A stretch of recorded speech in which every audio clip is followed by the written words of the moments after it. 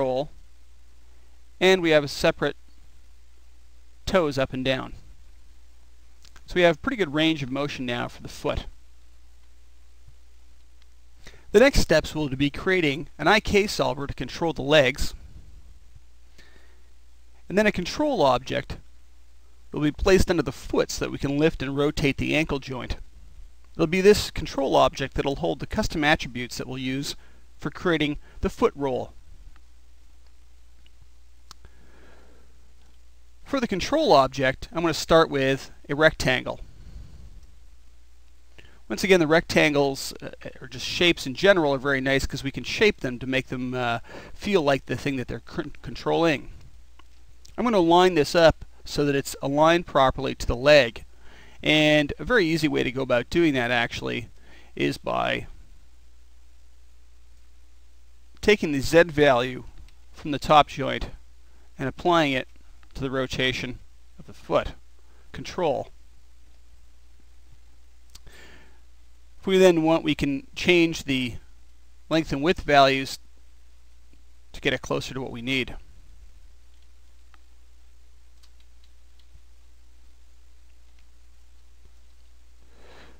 Let's adjust the size of this and shape of this so it better fits the foot. I'm going to collapse it to an editable spline. Pick all the vertices, set them to smooth,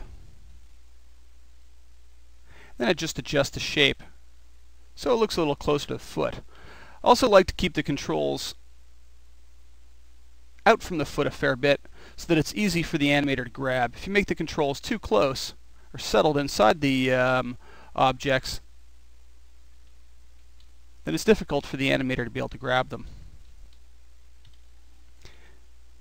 Next, we need to get the pivot in the correct spot. Currently, right now, if we were to rotate the foot during animation, it would rotate in the middle of the foot. This isn't what we want. There's a couple of different placements you could try. Moving it to the ball of the foot is a good one. However, every single time that you rotate the foot at that point, you'll be moving and adjusting the placement of the knee.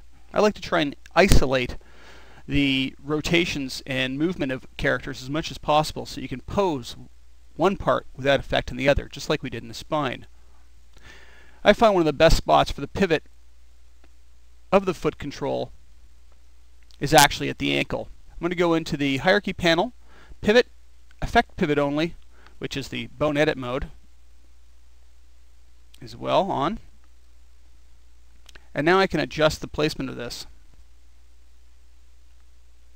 I'm going to use the align tool again, and I'm going to line it up to the nub bone at the bottom of the leg in position X, Y, and Z.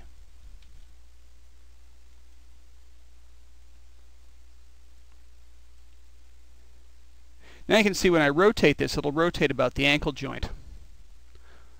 Once the rest of the foot is linked and hooked up to this, it will rotate with it in the same place. To start with linking the foot, I'm going to grab the heel bone, which is the last joint basically in the foot, and I'm going to link it to the control object. Now the foot can rotate around the bottom of the leg.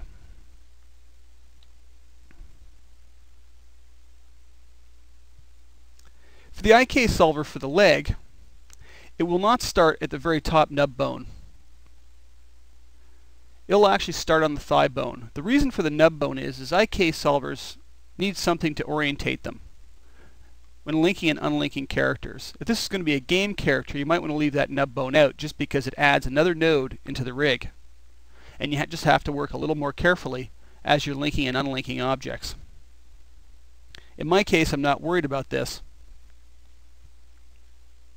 So I want to start with the thigh bone, and we're going to use a high solver. High solver is basically what's called a history independent solver. That means it is not dependent on the history of the scene. An HD solver is history dependent. This is an old type of IK solver that was used in previous versions of Macs before version 4.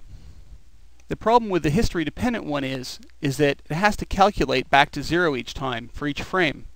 This can make it very slow later in frames if the